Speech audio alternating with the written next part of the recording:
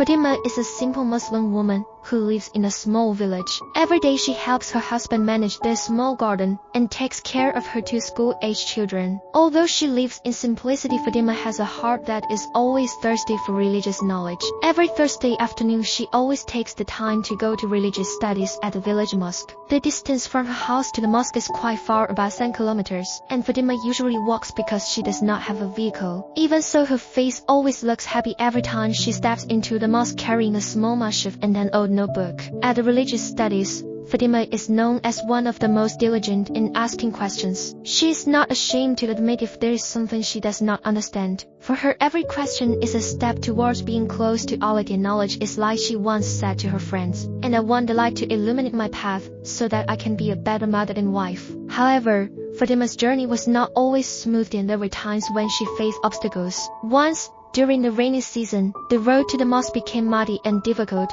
to pass. Some of her neighbors chose not to attend the Pengajian because they were afraid of slipping or being hit by heavy rain. But Fatimah did not give up. Then she brought an old umbrella with holes in it and wore rubber sandals to attend. "I don't want to miss the opportunity to meet knowledge," she said, smiling at her husband who had forbidden her to go because of the bad weather. Fatimah's enthusiasm slowly inspired her neighbors. Several women who had previously rarely attended Pengajian began to join her. They saw Fatimah's determination as a reminder that religious knowledge is a treasure more valuable than gold. One day, the female teacher who taught at the Pengajian appointed Fatimah as the coordinator of the congregation. Her job was to ensure that all participants received information about the Pengajian schedule and to help new congregants feel comfortable. Fatimah accepted the task humbly, and she never imagined that her simple journey to Pengajian would make her a reliable figure. Over time, the village mosque became increasingly crowded with congregants. Young people also began to join because they saw the enthusiasm of the mothers who tirelessly sought knowledge.